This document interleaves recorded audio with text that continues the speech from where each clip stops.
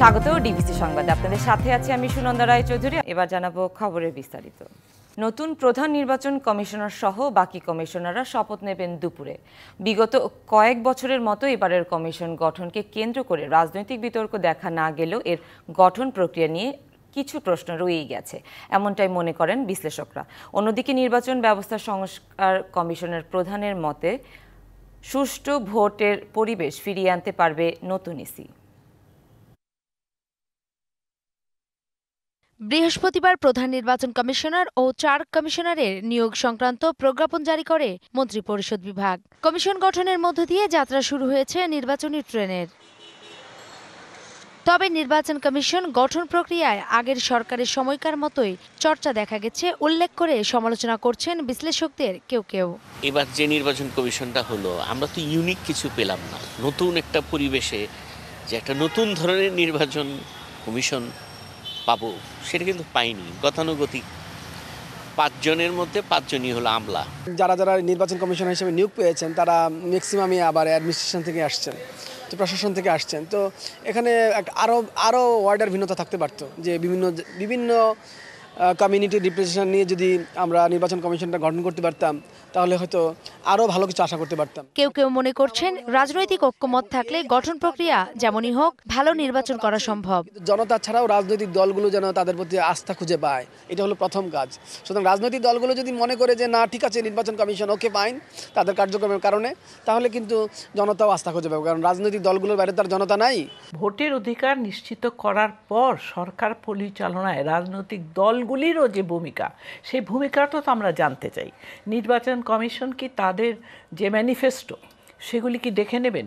নির্বাচন কমিশন সংস্কাররা যারা করছেন তারা এই ব্যাপারে তারা কি জানাতে চাচ্ছেন সেটা আমাদের জানতে হবে। আগের নির্বাচন কমিশনগুলোর তুলনায় ভালোভাবে কাজ করতে সফল হবে, সক্ষম হবে, এই আশাবাদ আমরা রাখি।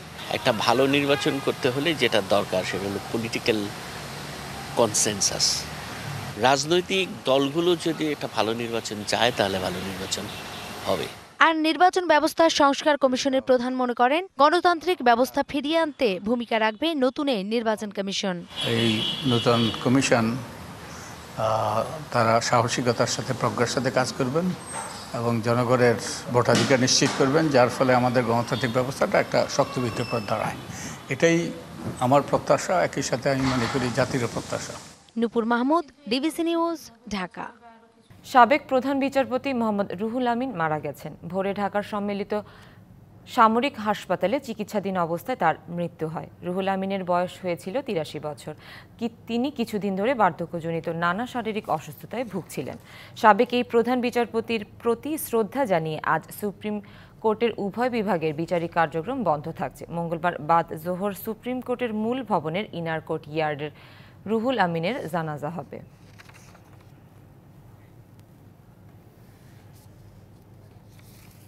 এলডিসি গ্র্যাজুয়েশনের জন্য মসৃণ ট্রানজিশন কর্মশালায় বক্তব্য রাখছেন অর্থ উপদেষ্টা। সরাসরি চলে যাচ্ছি সেখানে। Interface or carried over to the mid-term reforms, but long-term reforms of course will be there. But I'm telling you why footprint, because whichever government comes they will have to follow this footprint. Now I ask if they don't follow the footprints, what will happen? Then my argument is this: whatever we do is for the good of the people, in consultation of the people, business people. So this is good for the country. And if they do not follow it, it's the people who will take it into task. They'll ask questions. Business people will ask questions that the interim government has done this. Why are you deviating from these? This is, I don't have any personal agenda. Dr. Professor Inus doesn't have any personal agenda. We don't look forward to some kind of office in the future or some kind of parks and benefits in the future. We'll do whatever best for them.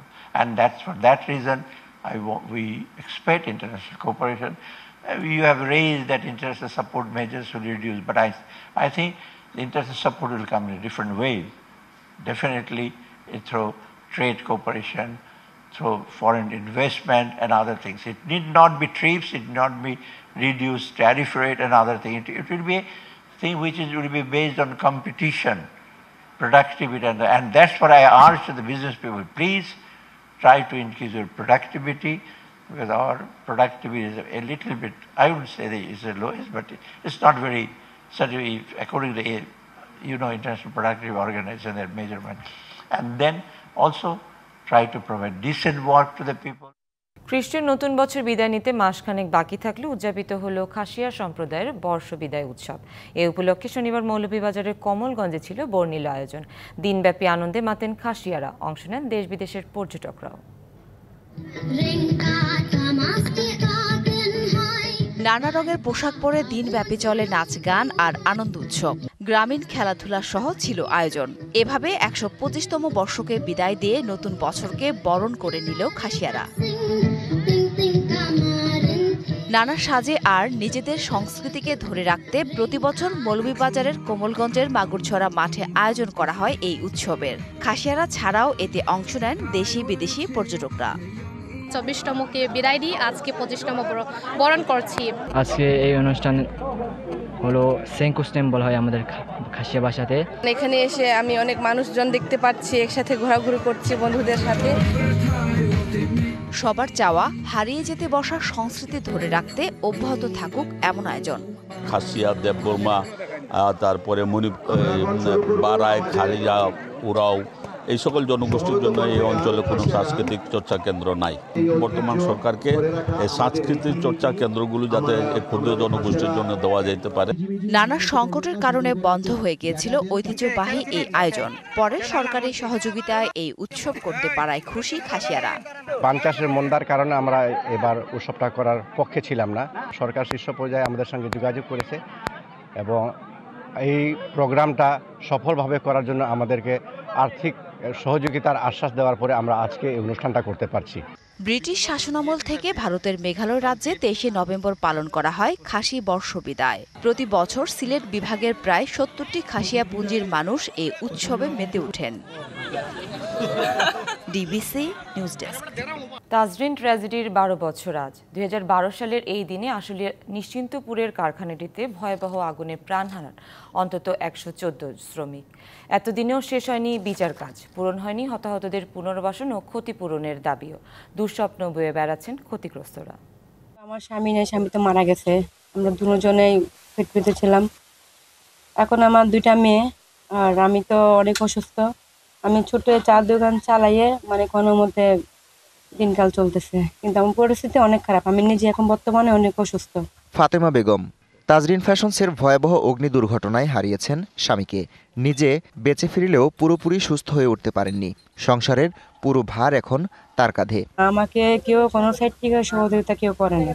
তার মতো আহত অনেকেই কর্মক্ষমতা হারিয়ে মানবেতর জীবনযাপন করছেন। এক যুগেও পূরণ হয়নি ক্ষতিপূরণ আর পুনর্বাসনের দাবি। চিকিৎসা না পাচ্ছি, ঠিক মতো চিকিৎসা না পারতেছি, খাইতে না পারতেছি, ছেলে মেয়ের লেখাপড়া করাইতে না, আমাদের খোঁজ খবর নেওয়ার মতো কেউ নাই। আমার চিন্তা, আমার 2টা বেলা মানসিক হয়েছে, 1 বেলা পঙ্গু হয়েছে।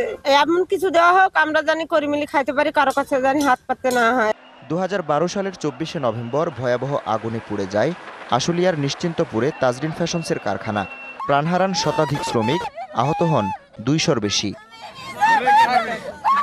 এ ঘটনায় কারখানার মালিক সহ কয়েকজনের বিরুদ্ধে মামলা করে পুলিশ।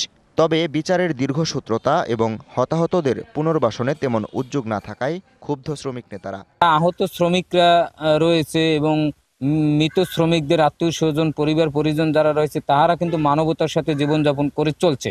এদেরকে সম্মানজনক ক্ষতিপূরণ দেওয়ার জন্য আমরা কিন্তু বরাবরই দাবি করে এসেছিলাম। বিগত সরকার কিন্তু মেনে নেয়নি। যে মালিক এটার জন্য দায়ী, তাকে বিচার না করে বরং আমরা দেখছি তাকে পুরস্কৃত করা হয়েছে। এই সরকার যদি অন্তত সদিচ্ছা নেয়, তাহলে শ্রমিকদের এই যে ক্ষতিপূরণ, পুনর্বাসন, চিকিৎসা, এই ঘটনার জন্য যারা দায়ী ব্যক্তি, তারাও একটা বিচার আওতায় আসবে বলে আমি মনে করি। তাজরিনের ভয়াল স্মৃতি পেছনে ফেলে বাঁচার লড়াইয়ে আহত শ্রমিক ও ক্ষতিগ্রস্তরা। দোষীদের বিচার, হতাহতদের পুনর্বাসন আর পর্যাপ্ত ক্ষতিপূরণই তাদের একমাত্র চাওয়া। DBC news desk. শাহজালাল আন্তর্জাতিক বিমানবন্দরের 1 ও 2 নম্বর টার্মিনালের গ্রাউন্ড হ্যান্ডেলিং করতে গিয়ে হিমশিম খাচ্ছে বিমান বাংলাদেশ এয়ারলাইন্স। যাত্রীদের তরফ থেকেও সেবার মান নিয়ে রয়েছে বিস্তর অভিযোগ। এরই মাঝে 2 বছরের জন্য 3rd টার্মিনালের গ্রাউন্ড হ্যান্ডেলিংয়ের দায়িত্ব দেওয়া হয়েছে বিমানকে। এভিয়েশন ব্যবসার সাথে যুক্তরা বলছেন, এককভাবে বিমানকে এই দায়িত্ব দেওয়া ঠিক হয়নি। এমনকি এক জরিপে দেশি বিদেশি এয়ারলাইন্সগুলোর 93% বিমানের গ্রাউন্ড হ্যান্ডলিং নিয়ে অসন্তোষ প্রকাশ করার কথা জানায়। রাজীব ঘোষের বিশেষ প্রতিবেদন। যাত্রীর বোর্ডিং পাস ইস্যু, ব্যাগেজ আনা নেয়া, কার্গোর মালামাল ওঠানো নামানো, এয়ারক্রাফটের সব ধরনের সার্ভিস, সব মিলিয়ে এই কার্যক্রমকে বলা হয় গ্রাউন্ড হ্যান্ডলিং। দেশের সব বিমানবন্দরে এককভাবে যা করে আসছে বিমান বাংলাদেশ এয়ারলাইন্স। নিজেদের ফ্লাইটের পাশাপাশি বিদেশি 35টির মতো এয়ারলাইন্সের গ্রাউন্ড হ্যান্ডলিং সেবা দিচ্ছে তারা। চলতি বছরের শুরুতে বিমানবন্দরের গ্রাউন্ড হ্যান্ডলিং সার্ভিস নিয়ে একটি জরিপে 93% বিদেশি এয়ারলাইন্স বিমানের গ্রাউন্ড হ্যান্ডলিং নিয়ে অসন্তোষ জানায়। এভিয়েশন বিশেষজ্ঞরা বলছেন, বিমানের গ্রাউন্ড হ্যান্ডলিং সেবা গ্রহণযোগ্য পর্যায়ে নেই। বিমানের গ্রাউন্ড হ্যান্ডলিং এটা কোনোভাবেই গ্রহণযোগ্য পর্যায়ে নেই। গ্রাউন্ড হ্যান্ডলিং মনোপলির জন্য বিমান ইচ্ছে মতো গ্রাউন্ড হ্যান্ডলিং চার্জ দিচ্ছে, যেখানে ব্যাংকক এয়ারপোর্টে $841 একটা বোয়িংয়ের হ্যান্ডলিংয়ের জন্য চার্জ, সেটা এখানে নিচ্ছে $3,500। এয়ারলাইনগুলো কেন গ্রাউন্ড হ্যান্ডলিংয়ের জন্য এই টাকাটা দিচ্ছে? কিছু সার্ভিস দেবে বিমান, সে বিমান তো সেই সার্ভিসটা দিচ্ছে না। 3য় টার্মিনালে গ্রাউন্ড হ্যান্ডলিং সেবার মান খারাপ হলে বড় এয়ারলাইন্সগুলো আসবে কিনা এমন প্রশ্নও তোলেন কেউ কেউ। আমাদের সাধারণ যারা প্যাসেঞ্জার হয়ে আসছেন তারা এবং যারা অপারেটর তারা কেউই হ্যাপি না। যদি ইন কেস বিমান ফেল করে, পারফরমেন্স ভালো না করে, তার কিন্তু একটা আফটার এফেক্ট আছে। কারণ আপনি জানেন যে অনেক ভালো ভালো এয়ারলাইন্স যারা আসে একটা দেশে, সে যদি তার গ্রাউন্ড হ্যান্ডলিংয়ের জন্য যদি খারাপ হয়, অনেকেই আসতে চাবে না। 2 বছরের জন্য টার্মিনালের দায়িত্ব পাওয়ার পর লোকবল নিয়োগ ও প্রশিক্ষণের ব্যবস্থা করা হচ্ছে। 3য় টার্মিনালের সেবার মান নিয়েও আশাবাদী বিমান। আমাদের অভিজ্ঞতার কোনো কমতি তো নাই, ঘাটতি নাই। আমাদের কিছু লিমিটেশনস যেগুলো ছিল, লোকবল সমস্যা, ইকুইপমেন্ট নতুন কেনা, এগুলো আমরা 2 বছর ধরে করছি। 3rd টার্মিনালের যে সুযোগ সুবিধাগুলো, ওটা তো অনেক হিউজ সুযোগ সুবিধা, আর আমাদেরকে তো 2 বছরের জন্য দেয়া হয়েছে। আপনারা দেখবেন 3য় টার্মিনাল নির্মাণের জন্য যে ঋণ নেওয়া হয়েছে তা পরিশোধ করতে হবে রাজস্ব থেকেই। পরিকল্পনা অনুযায়ী গ্রাউন্ড হ্যান্ডলার নিয়োগ না দিলে রাজস্বে ঘাটতি দেখা দিতে পারে, যা নিয়ে আগামীতে ঝামেলায় পড়তে পারে বেপিচক, এমনটাও মনে করেন বিশেষজ্ঞরা। Rajib Ghosh, DBC news, Dhaka. শিক্ষক ও স্বামীর পরিবর্তে ক্লাস নিতেন স্ত্রী, এমন অভিনব অনিয়মের অভিযোগ সাবেক ইউপি চেয়ারম্যান আক্তার হোসেনের বিরুদ্ধে। চেয়ারম্যান থাকার সময় সরকারি বিধি লঙ্ঘন করে 2 প্রতিষ্ঠান থেকেই নিয়েছেন নিয়মিত বেতন ভাতা। এমনকি তার নিয়োগ নিয়েও রয়েছে নানা প্রশ্ন। পাবনা 3 আসনের সাবেক এমপির আস্থাভাজন হওয়ায় তার বিরুদ্ধে কোনো কথা বলতে সাহস পাননি কেউ। সদ্য অপসারণ হওয়া পাবনার চাটমোহরের বিলচরণ ইউনিয়ন চেয়ারম্যান আক্তার হোসেন একই সাথে উত্তর সেনগ্রাম উচ্চ বিদ্যালয়ের সহকারী শিক্ষক। 2000 সালের 21 আগস্ট তাকে নিয়োগ দেয় বিদ্যালয়ের তৎকালীন কমিটি। শিক্ষক পদে নিয়োগে স্নাতক পাশের যোগ্যতা উল্লেখ থাকলেও তার চাকরি হয় এইচএসসি পাশের সার্টিফিকেটে। 2021 সালে আক্তার হোসেন চেয়ারম্যান নির্বাচিত হলে সহকারী শিক্ষকের দায়িত্ব পালন করতেন তার স্ত্রী। বেতন ভাতা তুলতেন 2 প্রতিষ্ঠান থেকেই। এছাড়াও নানা স্বেচ্ছাচারিতার অভিযোগ রয়েছে তার বিরুদ্ধে। স্থানীয়দের অভিযোগ, পাবনা 3 আসনের সাবেক এমপি মকবুল হোসেনের আস্থাভাজন হওয়ায় কেউ মুখ খুলতে সাহস পাননি। নিয়োগ অবৈধ থাকা প্লাস উনি চেয়ারম্যান থাকা অবস্থায় এ পর্যন্ত ওনার বউ দিয়ে ক্লাস করাইছেন। এমপির ক্ষমতা বলে এমপির পৃষ্ঠপোষক ছিলেন, যত কিছুই ঘটনা করছেন কার্যকরী হয় নাই, আমলে নেয় নাই। ক্ষমতার কাছে নিজের অসহায়ত্বের কথা স্বীকার করলেন বিদ্যালয়ের প্রধান শিক্ষক। এমপি সাহেব যখন বলে যে ওই চেয়ারম্যানই করে, চেয়ারম্যানিও করা আবার মাস্টারি করা, এটা তো সম্ভব নয়। এমপি মহোদয়রা যখন বলেন তখন তো আমরা ছোট্ট মানুষ, তখন স্বাভাবিকভাবেই সে কিছুদিন যখন না পারিছে তখন তার বউ দিয়ে ক্লাস আমরা নেওয়াইছি, ক্লাস নিছে। যদিও আক্তার হোসেনের দাবি তার বিরুদ্ধে চক্রান্ত চলছে। ব্যক্তিগত আক্রোশে চক্রান্ত শিকার আমি সাধারণ পাবলিকের কাছে কোনো দুর্নীতি অনিয়ম যদি কোনো লোক বলতে পারে আমি আপনারা আমার যে ব্যবস্থা নেন করবো জান। তদন্তে ঘটনার সত্যতা পাওয়া গেলে ব্যবস্থা নেওয়ার আশ্বাস জেলা প্রশাসকের। তো এ বিষয়ে আমরা একটা তদন্ত কমিটি গঠন করব এবং তদন্ত কমিটির প্রতিবেদনের আলোকে পরবর্তী প্রয়োজনীয় ব্যবস্থা আমরা গ্রহণ করব। চেয়ারম্যান পদ থেকে অপসারণ হওয়ার পর নিয়মিত বিদ্যালয়ে যাচ্ছেন আক্তার হোসেন। তদন্ত সাপেক্ষে তার বিরুদ্ধে আইনগত ব্যবস্থা নেওয়ার দাবি স্থানীয়দের। Partha Hasan, DBC news, Pabna. Indonesia থেকে রামপাল তাপ বিদ্যুৎ কেন্দ্রের কয়লা নিয়ে এমভি ঝং চ্যান জিনশেং মোংলা বন্দরে ভিড়েছে। ভোরের বন্দরের হারবাড়িয়ার ৯ নং এ জাহাজটি নোঙর করে। জাহাজটির শিপিং এজেন্টের অপারেশন কর্মকর্তা জানান, জাহাজটি ইন্দোনেশিয়ার টাবিনিও বন্দর থেকে ৫৪,৪৩০ মেট্রিক টন কয়লা নিয়ে ১০ই নভেম্বর রওনা হয়। সকাল থেকে কয়লা খালাস শুরু হবে এবং লাইটার জাহাজের মাধ্যমে তাপ বিদ্যুৎ কেন্দ্রে পৌঁছানো হবে। অধ্যক্ষ আত্মগোপনে অথচ নিয়মিত বেতন তুলছেন, এমন অভিযোগ মাগুরার আদর্শ technical and business management college এবং আমিনুর রহমান ডিগ্রি কলেজের অধ্যক্ষের বিরুদ্ধে। শিক্ষার্থীদের পাঠদান ব্যাহত হলেও তা জানেই না ম্যানেজিং কমিটি। মাগুরার আদর্শ টেকনিক্যাল অ্যান্ড বিজনেস ম্যানেজমেন্ট কলেজের প্রতিষ্ঠাকালীন অধ্যক্ষ সাবেক উপজেলা চেয়ারম্যান আবু আবদুল্লাহ হেল কাফি। অভিযোগ রয়েছে ৫ই আগস্ট সরকার পতনের পর থেকে কর্মস্থলে আসছেন না তিনি, দেননি ছুটির দরখাস্তও। কলেজে অনিয়মিত হওয়ায় শিক্ষার্থীরা ভালো করে চেনেন না এই শিক্ষককে, তবে প্রতি মাসের নিয়মিত বেতন তুলছেন তিনি। কাফির অনিয়ম নতুন কিছু নয় বলছেন অন্য শিক্ষকরা। ওনার কথা আগেও অনেক শুনছি, বাট কলেজে আসার পরে দেখা হয়নি। বেশ কিছুদিন আমরা দেখি না তাকে, হয়তো তার কোনো সমস্যার কারণে সে হয়তো আসে না। কলেজে নাই এবং নিয়মতান্ত্রিকভাবে কোনো দরখাস্ত নাই, তবে আমি মোবাইল করি, বিলটিল যেখানে থাকে আমরা পাঠিয়ে দিয়ে সেখান থেকে সই করে নিয়ে আসি। একই অভিযোগ মোহাম্মদপুরের আমিনুর রহমান ডিগ্রি কলেজের অধ্যক্ষ বিপ্লব রেজা বিকুর বিরুদ্ধেও। তিনি আবার উপজেলা যুবলীগের সভাপতি।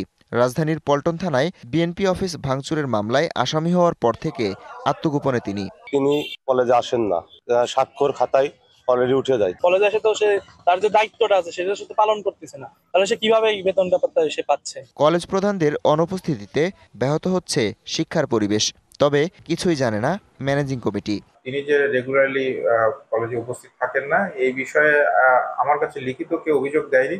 যদি লিখিত অভিযোগ আমরা পাই তাহলে অবশ্যই সেটা আমরা তদন্ত সাপেক্ষে ব্যবস্থা গ্রহণ করব। অভিযোগ আছে মোহাম্মদপুর উপজেলার বেশ কয়েকটি শিক্ষা প্রতিষ্ঠানের শিক্ষকরা সরকার পতনের পর থেকে আত্মগোপনে থেকেও নিয়মিত বেতন তুলছেন। পাঠদান থেকে শুরু করে নানা ধরনের বিশৃঙ্খলা হওয়ায় দ্রুত এর সমাধানের দাবি শিক্ষার্থীদের।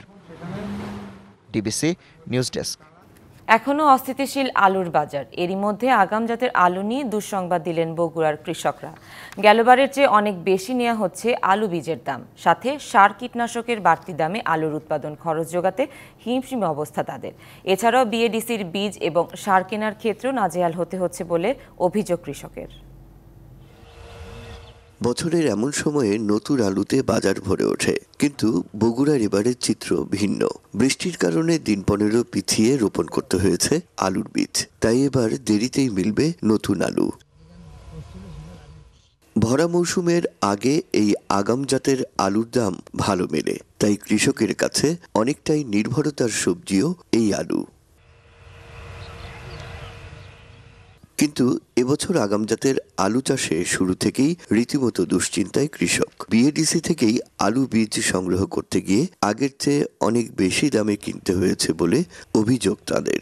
এবার বীজ আলুর দাম আরো বেশি, বর্তমানে আলু পাওয়াই যাচ্ছে না। আমরা বিএডিসি থেকে আলু নিছি 80 টাকা কেজি। বেসরকারি প্রতিষ্ঠানগুলোতে তারও দ্বিগুণ দামে বিক্রি হচ্ছে আলু বীজ, সাথে দাম বেড়েছে কীটনাশকেরও, তাই আলুর দামও ছাড়িয়ে যেতে পারে বলে আশঙ্কা কৃষকের। যদি বাজারের তারা যদি 60 টাকা বিক্রি, তাতেও আমাদের কোনো সমস্যা নেই। দেখা যায় যে আমরা 50 টাকা বিক্রি করি, তারা 80 টাকা 100 টাকা এরকম বিক্রি করে। বগুড়ার মিলগুলো থেকে প্রকারভেদে সর্বোচ্চ 60 টাকায় আলু কিনছেন পাইকাররা, যা খুচরা বাজারে গিয়ে দাঁড়াচ্ছে 70 থেকে 80 টাকায়। আগাম জাতের আলু বাজারে আসার আগে এই দাম কমার সম্ভাবনা নেই বলে জানান ব্যবসায়ীরা। নতুন আলু আস্তে আস্তে আশা করা যাচ্ছে 15 থেকে 20 দিন তারপর একটা নিয়ন্ত্রণে আসবে। কৃষকদের অভিযোগ খতিয়ে দেখার আশ্বাস দিয়েছে কৃষি বিভাগ। বাজার নিয়ন্ত্রণের সিন্ডিকেট ভাঙতে সমন্বিত পদক্ষেপের কথাও জানান এই কর্মকর্তা। কিছু অসাধু চক্র, অসাধু লোক বীজ আগে কিনে নিয়ে মজুত করে পরে বেশি দামে বিক্রির পায়তারা তারা করছে, বাট আমরা সেটা কিন্তু বিভিন্ন জায়গায় অভিযান করছি, মোবাইল কোর্ট করছি এবং নিয়মিত মনিটরিং করছি, যাতে কোনোভাবে এটা তারা করতে না পারে, কৃষক যেন ফেয়ার প্রাইসে সে যেন তার বীজ আলুটা সংগ্রহ করতে পারে। বগুড়া শিবগঞ্জ সদর, শাহজাহানপুর, গাবতলী সহ 11টি উপজেলায় প্রায় 60,000 হেক্টর জমিতে বিভিন্ন জাতের আলু উৎপাদনের লক্ষ্যমাত্রা ধরা হয়েছে 12 লাখ টন, যার মধ্যে 2,350 হেক্টর জমিতে 40,500 টন আগাম জাতের আলু আবাদের প্রত্যাশা কৃষি বিভাগের। Rakib Jewel, DBC news, Bogura. অনুকূল আবহাওয়া না থাকায় জামালপুরে আগাম শীতের শাকসবজি চাষ করে লোকসানের আশঙ্কা চাষিদের। অসময়ে ঝড় বৃষ্টি হওয়ায় খেতেই মারা যায় অধিকাংশ চারা। ক্ষতিগ্রস্ত চারাগুলোতে দেখা দেয় ভাইরাস। উৎপাদন খরচ বৃদ্ধিতেও দুশ্চিন্তায় কৃষক। পাইকাররা বলছেন সবজির ফলন কম হওয়ায় বাড়তি দামে কিনতে হচ্ছে তাদের, তাই এর প্রভাব পড়ছে দেশের বাজারেও। লাভের আশায় প্রতি বছরের মতো এবারও যমুনা ব্রহ্মপুত্র বেষ্টিত জামালপুরের বিস্তীর্ণ চরাঞ্চলে আলু, পটল, বেগুন, টমেটো, ঝিঙা, চিচিঙ্গা, করলা, শসা, মূলা, লাল শাক সহ বিভিন্ন আগাম শীতের সবজি চাষ করেছিলেন কৃষকরা। কিন্তু আবহাওয়া অনুকূলে না থাকায় সেই স্বপ্ন ভেঙে গেছে। চারা রোপণের কিছুদিনের মধ্যেই অসময়ে ঝড় বৃষ্টিতে খেতে মারা যায় অধিকাংশ চারা। সার, বীজ এবং কীটনাশকের দাম প্রায় দ্বিগুণ। অনেকের গাছ মরে যাওয়ায় আশানুরূপ সবজির ফলনও হয়নি। ভয়ঙ্কর খারাপ, সার পাওয়া যাইতেছে না, এবার বীজ ভালো আসে নাই। একই জমি একই খরচে আবাদ করে এবছর আমার অনেক লসে থাকতেছে। 1 বিঘার মধ্যে আগে কইলে উঠতো 15 মন 20 মন করে, এখন কইলে উঠে মাত্র 3-4 খাসা, 3-4 মন করে। 2-4-5-10-20 লাখ টাকা জমা হয় না, পোলা 5-4 কেউ দেওয়া হয় না। এরই মধ্যে পাইকারি বাজারে এর প্রভাব পড়তে শুরু করেছে। পাইকাররা বলছেন এবার চাহিদা অনুযায়ী সবজি না পাওয়ায় কিনতে হচ্ছে বাড়তি দামে। আর ঢাকা থেকে ধরেন কারণ বাজার কাছে, গাজীপুর চৌরাস্তা কাছে, গাউসিয়া কাছে। গতবার চাহিদা এবার চাহিদাটা খুবই আমাদের বেশি, কিন্তু চাহিদা অনুযায়ী আমাদের মালটা কৃষকে দিতে পারতেছে না। ব্যবসায়ীরা বলছেন যমুনা সার কারখানা বন্ধ থাকায় ঘোড়াশাল সহ বিভিন্ন স্থান থেকে সার এনে বিক্রি করায় খরচ বেশি পড়ছে। সার ওখানে উৎপাদন থেকে শুরু করে ওখানে যে ক্যারিং করা, এটা যথেষ্ট পরিমাণে আমাদের এই জেলা থেকে বিড়ম্বনা এবং যোগাযোগের একটা ঘাটতি রয়েছে। এই জন্য একটু প্রতিবন্ধকতা সৃষ্টি। ক্ষতি পুষিয়ে নিতে কৃষি বিভাগ থেকে পরামর্শ দেওয়া হচ্ছে কৃষকদের। কৃষকের এই ক্ষতি পুষিয়ে নেওয়ার জন্য কৃষি বিভাগের কর্মকর্তাগণ কৃষকের পাশে থেকে নিয়মিত পরামর্শ প্রদান করে যাচ্ছেন। এবার সবজি আবাদের লক্ষ্যমাত্রা নির্ধারণ করা হয়েছে 17,250 হেক্টর জমিতে। DBC news desk. ব্যাটারি চালিত রিকশা বন্ধের আদেশ প্রত্যাহারের দাবিতে চালকদের বিক্ষোভ চলছে জাতীয় প্রেস ক্লাবের সামনে। এই বিষয়ে বিস্তারিত জানাতে যুক্ত হচ্ছেন সহকর্মী মাহমুদুল হাসান নাজিম। নাজিম, অটোরিকশা চালকদের বিক্ষোভের সর্বশেষ কি খবর আছে আপনার কাছে? সুনন্ধা, পূর্ব ঘোষণা অনুযায়ী জাতীয় প্রেস ক্লাবের সামনে কিন্তু জড়ো হতে শুরু করেছেন ব্যাটারি চালিত চালকরা। তাদের দাবি হচ্ছে যে আসলে গত কয়েকদিন আগে কিন্তু উচ্চ আদালত থেকে একটি রায় দিয়েছিল 3 কার্য দিবসের মধ্যে কিন্তু তাদের ব্যাটারি চালিত যে চালকরা রয়েছে তিনি অবস্থান থেকে বন্ধ করতে হবে। এর প্রতিবাদের জেরে কিন্তু রাজধানীর বিভিন্ন এলাকা থেকে কিন্তু মোটর চালক, ব্যাটারি চালিত যে চালকরা রয়েছেন তারা কিন্তু এখানে জড়ো হয়েছেন এবং প্রেস ক্লাবের পুরো সড়কটি কিন্তু তারা অবরুদ্ধ করে রেখেছে। তাদের একটা দাবি হচ্ছে যে তাদেরকে কর্মসংস্থানের ব্যবস্থা না করে হঠাৎ ঘোষণা দিয়ে যে কাজটি করেছেন সেটি তারা মানতে পারছেন না। বলছেন আদালতের যে রায়টি দিয়েছেন সে রায়টিকে তারা মানতে নারাজ। এই ধরনের বিষয় তারা বিভিন্ন ফেস্টুন, ব্যানার, প্লাকার্ড নিয়ে কিন্তু এখানে তারা জড়ো হয়েছেন। এখানে তারা জানানোর চেষ্টা করছেন তাদেরকে বিকল্প যে রুটি রুজি করার ব্যবস্থা রেখে কিন্তু তাদের রোড পারমিট এবং সরকার যে সিদ্ধান্ত নিচ্ছে, বিআরটিসি সহ যে সংশ্লিষ্ট যারা রয়েছেন তারা যে সিদ্ধান্ত নিয়েছেন সেই সিদ্ধান্তটি তারা পুনর্বিবেচনা করার দাবি জানিয়েছেন। পাশাপাশি তারা বলছেন, তো এখন আমি 2-1 জনের সঙ্গে কথা বলার চেষ্টা করব, সেটি হচ্ছে আপনারা আজকে কেন এখানে জড়ো হয়েছেন? আমরা রিস্কার জন্য যে আমরা কেন ভাত নাই, এক হচ্ছে ওটুলে উঠতে পারি না, এক হচ্ছে আমরা মিলুটে উঠতে চাই না, এক হচ্ছে আমরা বিদ্যালয়গুলি দিত না, একবারে বদলি আছে। আর আমরা বাসন কিবা চলন কিবা এলাকা আমরা লাস্ট নামছি, আমরা ভিতর দিকে চালাতে চাই, আমরা ভিতরের দিকে চালাবো, আমরা মেন রাস্তা উঠবো না, আগে আগে উঠতেও দিব না আমরা, আমাদের গাড়ি চলছে চলবে। সুনন্দা, আসলে আপনি যেমনটি শুনছিলেন যে আসলে তাদের পরবর্তী সরকার যদি বিষয়টি থেকে সরে না আসা পর্যন্ত কিন্তু তারা এখানে তাদের এই কর্মসূচি এখানে তারা করতেই থাকবে। তো রাস্তার আসলে দুপাশে কিন্তু আসলে তাদের অবস্থান কর্মসূচির কারণে কিন্তু রাস্তায় সড়কে যানজট তৈরি হয়েছে, পাশাপাশি তারা তাদের কর্মসূচি এর মধ্য দিয়ে চালিয়ে যাচ্ছে। তো জাতীয় প্রেস ক্লাবের সামনে থেকে আমার কাছে এই ছিল এখানকার তথ্য। ধন্যবাদ আপনাকে। জলবায়ু সংকটের ঝুঁকিতে থাকা দেশগুলোকে প্রতি বছর $300 বিলিয়ন দেবে পরিবেশ দূষণকারী ধনী দেশগুলো। রবিবার আজারবাইজানের রাজধানী বাকুতে জাতিসংঘের জলবায়ু সম্মেলনে এই বিষয়ে একমত হন প্রায় 200টি দেশের প্রতিনিধিরা। চুক্তি অনুযায়ী 2035 সাল পর্যন্ত দরিদ্র দেশগুলোকে প্রতি বছর অন্তত $300 বিলিয়ন দেবে উন্নত দেশগুলো। জলবায়ু তহবিলে জমা দেওয়ার এই অর্থ দরিদ্র দেশগুলোর অর্থনীতিকে আরও পরিবেশ বান্ধব করতে এবং জলবায়ু সংকটের কারণে সৃষ্ট দুর্যোগ মোকাবিলায় খরচ করা হবে। এর আগে গেল শুক্রবার খসড়া চুক্তিতে বছরে $250 বিলিয়ন দেওয়ার প্রস্তাব দেওয়া হয়েছিল, তবে ওই প্রস্তাব নাকচ করে দেয় ক্ষতিগ্রস্ত দেশগুলো।